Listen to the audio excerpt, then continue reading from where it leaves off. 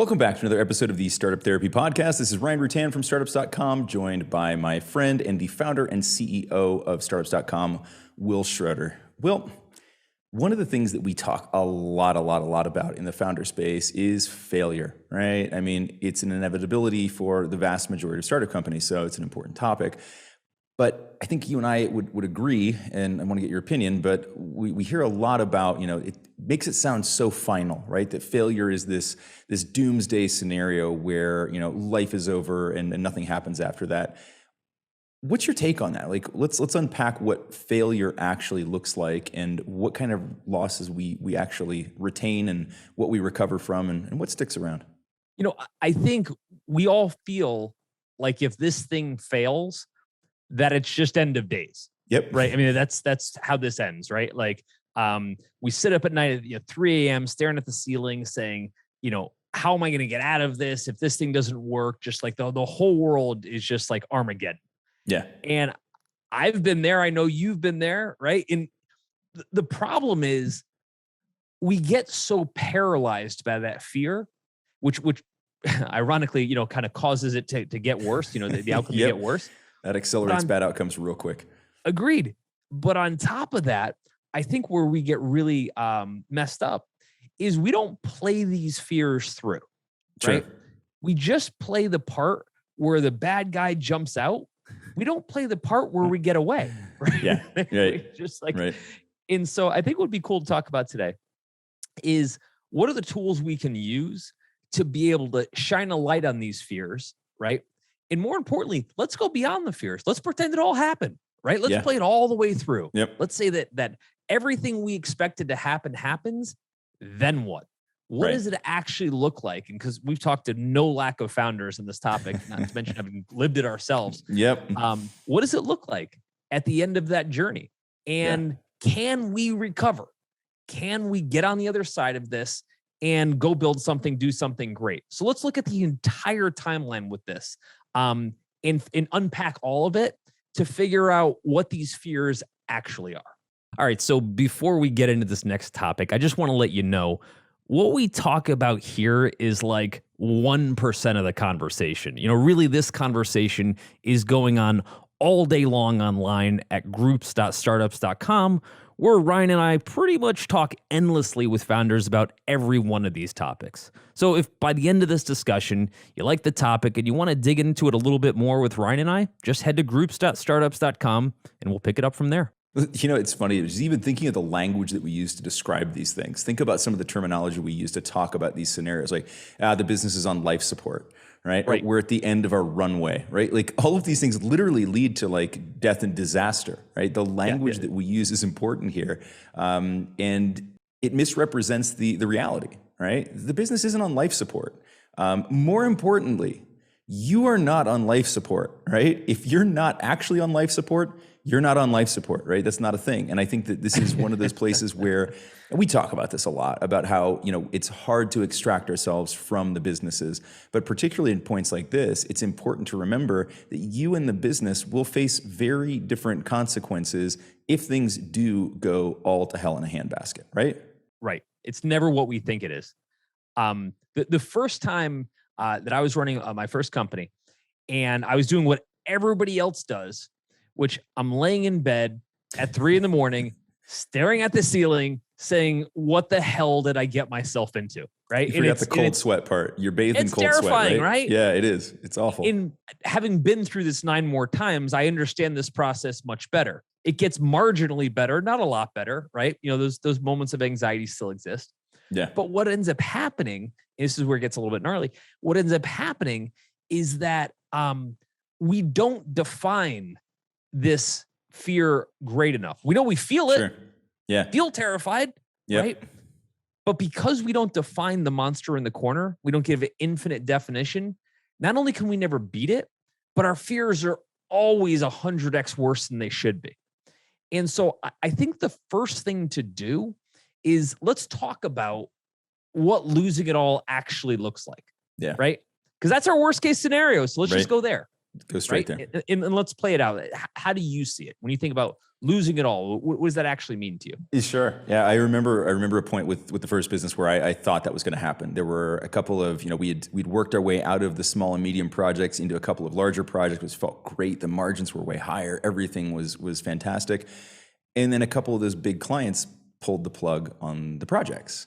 Right. And that has a major impact now because we'd gotten rid of all the small clients. So it was looking pretty disastrous. And given the timeframes on payment and all that stuff, it wasn't like I could just go out and hustle up a couple clients and like, okay, we'll just prop things up. It was bad. Right. We did find some ways to pull up eventually. But I remember if I put myself back in that time, right, and I was sure that I was going to lose it all. What did that actually mean? Right. It felt life-ending to me at the time. And let me give you like some of the the nitty-gritty here. So sure. I developed, it's funny, at 19, I don't really think that I had a great concept at 20 at that point. 20, I didn't have a good concept for what like anxiety and depression were. You find that out later. Oh man, I knew what it was later, but I was absolutely suffering from it then. I had this thing where when the phone would ring, when my cell phone would ring, I would get extremely tired like that. I mean, like my phone would ring. I just want to go to bed. I was just like, I just want to go to sleep. It was Pavlovian, right? My phone would ring and I'm like, sleepy time, right? That's and terrible. That was anxiety and depression. I was so worried about what the next phone call was going to bring that my body was like, hey, rather than deal with that, let's just shut down. Let's just make Ryan go sleepy time. And so like, it was bad, right? It was really bad at that point. And then, again, in hindsight, I look back and I'm like, what was actually going to happen, right? Worst case was I had enough money to pay the existing payroll, right? There wasn't going to be anybody that was going to get paid. They were going to get paid again, but everybody's going to get paid for the work that they had done. So that would be okay. There was about, I don't know, $8,000 or $10,000 in credit card debt, which like when you're 19, that feels like a lot of money. It wasn't. Right. It wasn't at all. And there were some other small liabilities here and there, but let's say my total financial exposure was going to be like maybe 15 grand, max. Right. And that was if literally everything just like blew up in my face. And that was really it, because there wasn't anything else to unwind. There wasn't work we couldn't accomplish. There wasn't anything. I wasn't going to let anybody down in any major ways. At that point, staff was probably 7 people. Right, so there were going to be 7 people who had to go find new jobs. Guess what? When I hired them, they didn't have jobs. They were college kids hanging out, literally just waiting for the next allowance so they could go get some pizza. So it wasn't like anybody was going to be majorly let down. And yet, in my mind, this was the end of days. It was the end of everything. Of course. To the point where when my phone rang, I went to sleep. Right, like the amount of stress and physiological pressure that my body was under was insane. And over $15,000 in debt, which like compare that to what the other college kids were racking up in student loans. It was a pittance, right? Right. And so, and I wasn't factoring in a lot of other really important things. Like what had I gained through this? I gained a bunch of connections with big businesses around town. I had, met a ton of people and developed some notoriety, and, people knew who I was and knew what I was doing. And I was respected within that community. And none of that factored in at that point. And I'm sure you're probably in the same boat. It's like all that goes out the window. We don't think about anything that we've gained. It's just, what are the losses? But to your point, they don't stack up to much. It wasn't really a big deal, right? Long story long. We pulled out. One of the clients recommitted, and we didn't have to return their deposit, which is what was really going to create the financial disaster. And we proceeded and continued on for another 2.5, 3 years after that before exit. And so everything turned out just fine. But boy, it didn't feel like it right then. Not at all. Of course. Well, the other thing too that we lose sight of is we still exist at the end of this scenario. Like when we play this scenario out. Not in my mind. No, sir. Right. The company goes bankrupt. And in this scenario, we're just watching it happen, right? Like this car wreck that we can't stop, right? Oh, yeah. The difference in this case is in this car wreck metaphor, we just get out of the car. Yeah. Right. And go hop into another car. Airbags deploy, and I get picked up and I go home. My insurance company covers it. One of the things that I didn't consider when I'm sitting in bed at night staring at the ceiling was if everything were to go sideways, and it did, just to be clear, I still exist. 100% of me still exists to either go work on the next version of it, go leave it entirely, right? And just go work somewhere else. Here's where I was at. Just give you a sense. At this point, I remember this so vividly. How can I not? I'm $100,000 in personal debt, right? Yeah, you feel and that. It's so funny because this is like in the 90s when they would give any college kid as many credit cards as they wanted, right? You know, it was like the grand experiment gone wrong. Yep. Oh man. And how many did you have just to get t-shirts? I had at least 2 just to get t-shirts. Ironically, it was the same t-shirt. It was just the John Belushi one that says college, right? I signed up for 2 different credit cards to have 2 of those t-shirts. Right, that was how it worked back then. I signed up for a First USA. I don't even. I'm sure they're not even around anymore. First USA credit card. I'll never forget. They sent me a credit card, a gold card that had a $5,000 limit on it. I took the card the same day, went down the street on campus, and bought a 1988 Audi 5000 for exactly $4,999 on my card because I had no way of getting financing in any other way, and I needed a car. Yeah. What a piece of crap that car was. Anyway. Oh man. But what I hadn't considered when I'm staring at the ceiling was that I pictured the business goes bankrupt, which it was going to, right? Yeah, for sure. And I'm basically forever locked into this, right? Like somehow this is a life sentence where I have to be paying this debt off for like the next 1,000 years. Right. I just hadn't considered how debt works. Where do I go to get my scarlet letter? Right. Yeah. And mind you, dude, I was like 20 years old. Yep. Right. Like I had thought that like my career was pretty much over. It hadn't even occurred to me. My friends weren't even close to graduating from college. Right. My career wasn't even remotely started. If you talk 4 quarters of football, I wasn't even in the preseason. I was in spring training and I was already writing my whole life off. Right. Yep. In my mind, I'll never forget this. In my mind, if this internet company thing didn't work out, I was going to be an associate at Best Buy. Like it was specifically that, right? And by the way, I'm not knocking the blue shirts at Best Buy. Oh man. Right? Funny side note, Best Buy wound up becoming our one of our biggest clients at the agency. Totally random, funny. But like I think I was like playing out this death fantasy. And so in my mind, I was basically me wearing a blue shirt. Selling people computers for the next 50 years. There was no other outcome, right? Apparently that was the only thing that could happen. And the reason I say that is because I think when we start considering these outcomes, they're always so fixed. It's always based on whatever happens today is just projected for the rest of my life. Apparently I have no say, right? None. I just sit back passively. The course is set now. Yeah. Right. And watch the rest of my life happen. You are the bankrupt. Financially, emotionally, morally, you're done. It's unbelievable. And so, what I hadn't considered was that the moment things go sideways, I'm still around. Yeah. And I'll give you an example.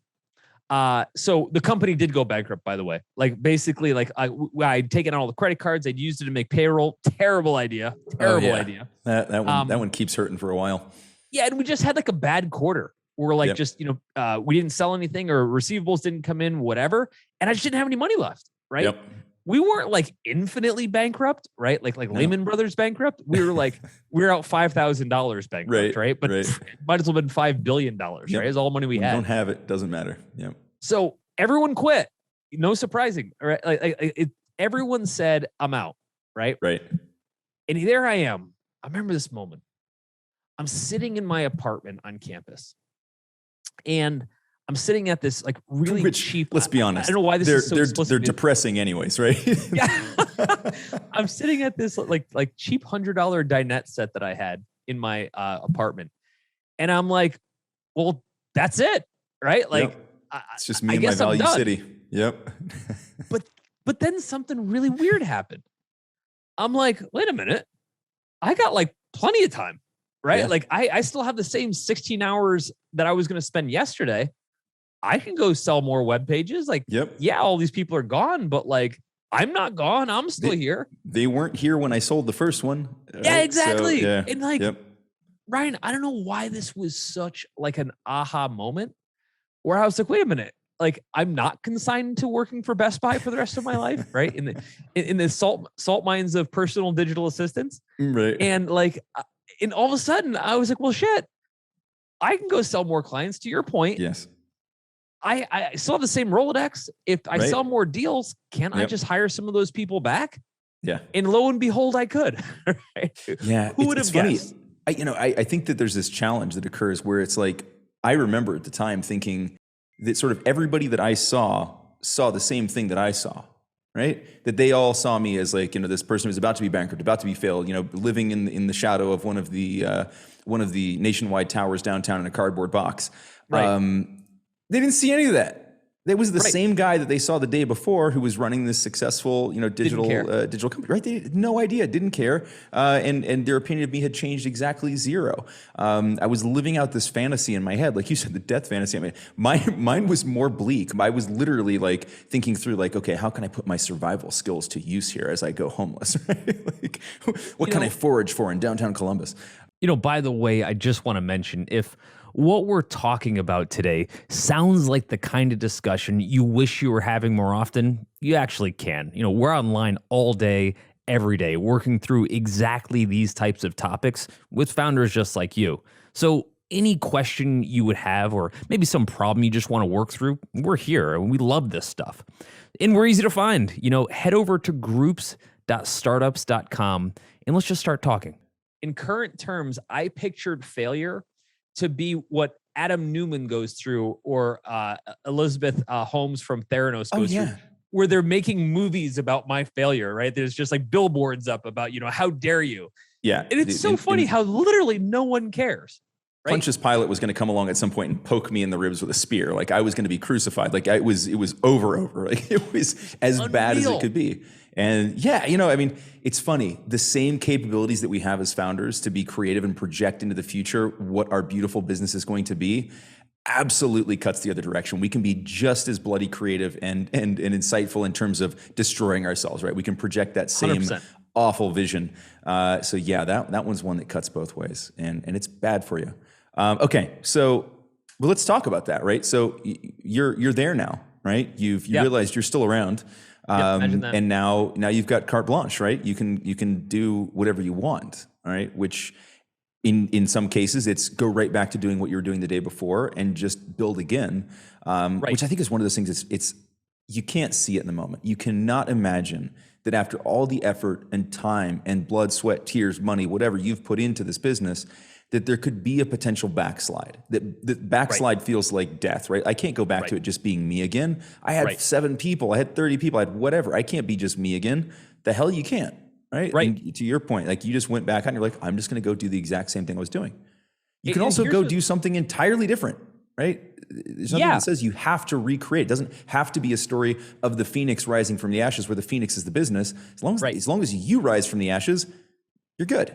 Well, but the other side of it is all those things that were the problem to begin with, right? Whether they were clients or employees or investors or whatever, they all just went away. They went away. Right. Because think about it, up until that point, I was sweating every night wondering how I was going to make payroll. Not appropriately so. Right. And then everybody left and I didn't have any payroll. No. And I was like, well, damn.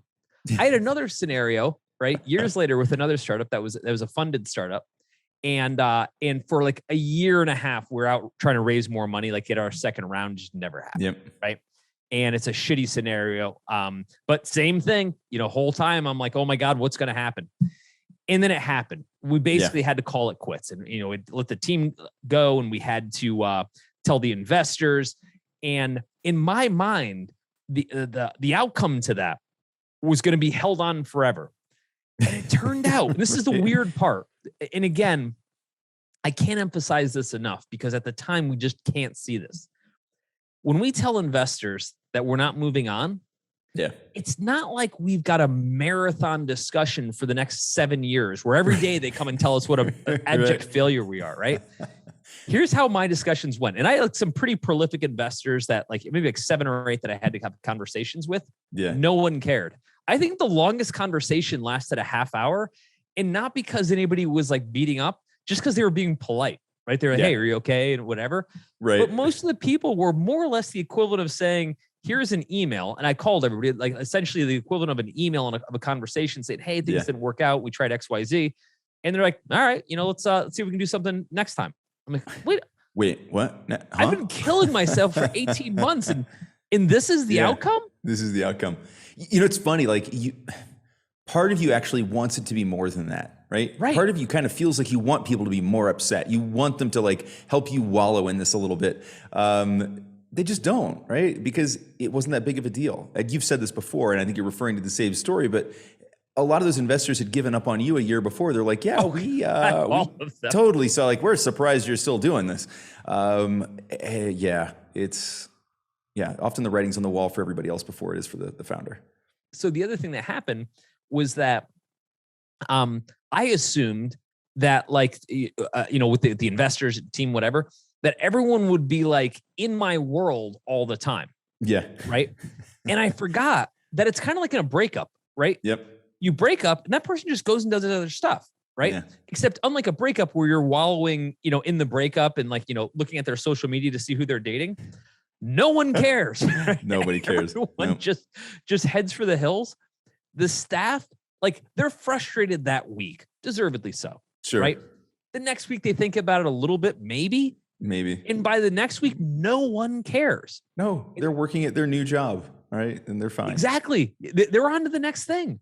The only person that wallows is the founder. Yeah. And the thing is, at the time, before all this happens, before this Armageddon happens, we put it in our mind that the wallow will last forever, right? Yep. During all my breaks at Best Buy, I just go behind in the parking lot and just cry myself, like in the fetal position about my failures, right? Anything that I failed at, I still feel the pain. Ryan, when I'm describing, what it felt like to part with investors, shut the company down, it wasn't awesome, right? No, even if I try to glamorize the story, it sucked. What amazed me was how quickly it just went away. Yeah. And what I didn't Nobody else realize remembers. with all of these losses is they don't stick the way you think. You know what I mean? Yeah, not at all. It's not the way it works. No, it isn't. Like you said, it's the founder that holds on to it, and without any real reason, because the rest of the world's forgotten about it. I'm just picturing these scenarios was like, Vinny and Lenny are going to come around and kneecap you if because the investors are mad. Like, it doesn't happen, right? They've already written it off. It's all done. And then you're in clean slate territory where you said, like everything that was negative about the situation, in most cases, right? There are going to be some outliers, but in most cases, let's say 95% of what was driving the negativity in that situation is now gone. The payroll's gone, angry clients are gone. The ham-fisted, monocled investor is no longer pounding on the table. He probably never was in the first place. And everything's back to kind of a new baseline normal, and you get to decide what you're going to do. You're going to try to, take the debris and rebuild it, or you're going to go on and do something else. You're going to go take a job. You're going to, start something new. You've got all the optionality in the world at that point. And again, I want to reinforce this. I had a conversation yesterday with a founder that was very much centered around something similar, and that was, this is an amazing experience that you've just been through. Doesn't feel like it now. But this definitely strengthened the armor. This definitely sharpened some skills. This definitely taught you some lessons. You are now a different, and I would argue, better person coming out the other side of this, even through what might look like and feel like abject failure. And that leads to a lot of doors being open, a lot of pathways that would not have existed had you not done this, had you not failed, either marginally or spectacularly. Doesn't really matter. You're going to come out of the other side of this with different experiences and different capabilities and be a different human. And you can leverage that if you choose to. Like, kind of the minute you stop wallowing, you'll start understanding, wow, there's actually an entire world of things open for me to go and do. I surfaced a tweet yesterday. I'm not going to remember who it was. It was retweeted by Paul Graham.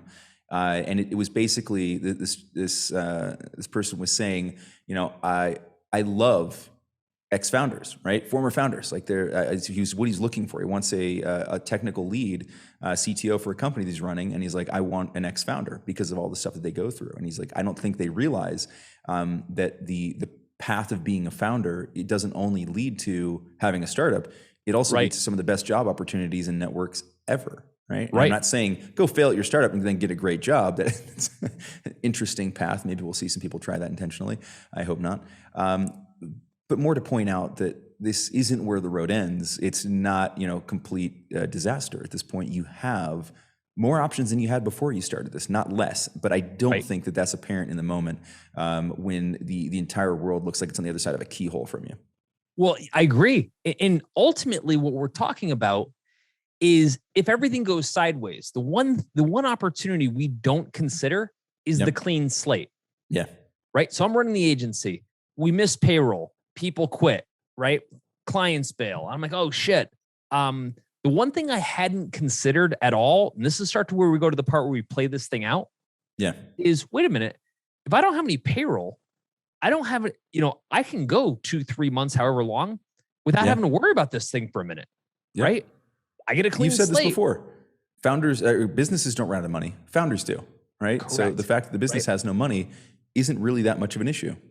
Well, what happened was I was like, well, damn.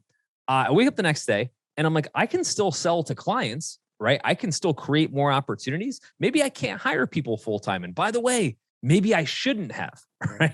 Maybe I should have contracted with people. So this time around, when I do this again, I'm not going to replicate the same mistakes. Yep. I've got a clean slate. I'm not going to pay everybody before I pay myself. Not going to make that mistake again, right? So I get a fresh set of downs to do all this differently, right? Or another example, some of the startups I ran, after getting into it for a year and a half, 2 years, I was like, you know what? I actually don't want to run this company, right? Like I've kind of been pulled in this direction because it seemed like a cool idea, and now that I'm into it, this isn't really what I want to be doing for a living. I want to bounce, and so it was really interesting. To understand, you had to live through it, that on the other side of this, you get a clean slate to do whatever you want to do, including just go get a job. Take a little breather, sleep through the night, things like that. Yeah. I might just want to have health insurance and a regular paycheck for a minute, right? Go do that. Imagine that, right? They'll have me. It's totally different. All right. So, to put a bow on this, what we're essentially saying is that your ability to recover from a disaster doesn't have anything to do with your ability to navigate a disaster or some innate skills that you've got. You don't really have to do anything, right? It's going to resolve itself in most cases. You're going to end up at this situation where you've got the clean slate, carte blanche. You're back at zero or wherever you started, plus all those experiences that you've tacked on. Right. And so take some solace in that, right? And remind yourself that the options that you have available to you post-failure are in almost all cases better than where you were before you started. All right. So that was fun, but let's actually keep this conversation going. You've heard what we think about this, but Ryan and I would really like to hear what you think. And we're online like all day long, pretty much talking about every startup topic you could think of, from fundraising to customer acquisition to just really how to get all of this crazy startup stuff out of your head. And there's tons of other founders just like you. They're weighing in on these topics, so you'll get a chance to just hang out and meet some really smart founders. We're also super, super easy to find.